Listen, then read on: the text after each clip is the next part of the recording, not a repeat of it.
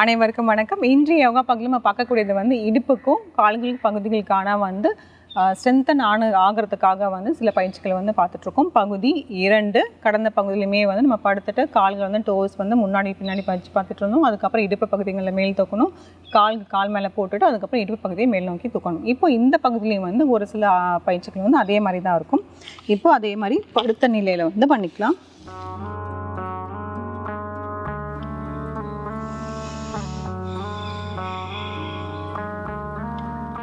இதில் 2 காலுமே மடக்கிட்டு கால் நல்லா கொஞ்சம் இப்படி கிட்ட கொண்டு வந்துடலாம். கொண்டு வந்துட்டு ஒரு கால்கள் மட்டுமே வந்து இப்படி வந்து நேராக்க போகிறோம். நேராக, அதாவது இந்த 2 முட்டியுமே ஒரே நிலையில் இருக்கணும். இந்த கால் பாதம் வந்து நல்லா வந்து இப்படி டோ பாயிண்ட் பண்ண மாதிரி இருக்கும். தனியாக வைக்கும் போது பார்த்திங்கன்னா வலிக்கிற மாதிரி இருக்கும். அதனால் வந்து இதோடு சேர்த்து வந்து நம்ம இந்த காலை வந்து இப்படி வைக்க போகிறோம். இதிலே சில வினாடிகள் 1 2 3 4 5 6 7 8 9 10 தளர்த்திக்கலாம்.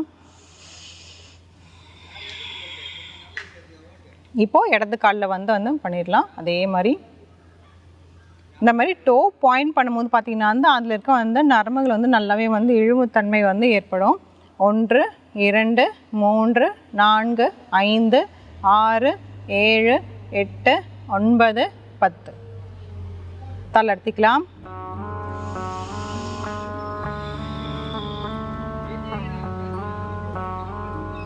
அடுத்தது 2 கால்களுமே சேர்த்து வந்து வச்சு வந்து நம்ம தூக்க போகிறோம். ஒரு 60 டிகிரி. 1 2 3 4 5 6 7 8 9 10 தளர்த்திக்கலாம்.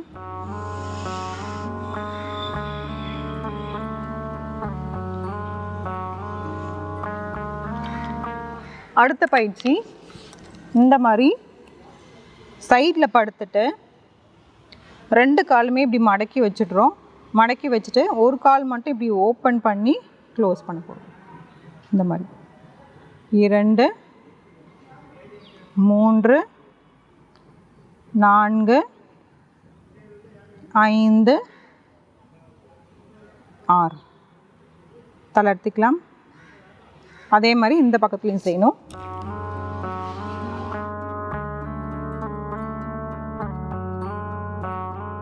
ரெண்டு காலுமே இப்படி நல்லா இடுப்பு பகுதியிலேருந்து நேராக ஆகிற வரைக்கும் இந்த மாதிரி மடித்து வைக்கணும்.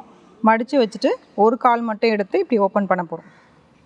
1 2 3 4 5 6 தளர்த்திக்கலாம்.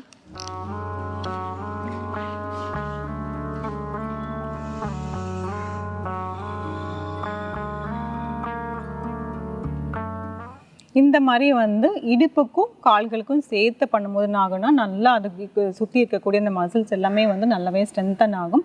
இந்த பயிற்சிகளை முயற்சி செஞ்சு பாருங்கள். மீண்டும் அடுத்த பகுதியில் சந்திக்கலாம்.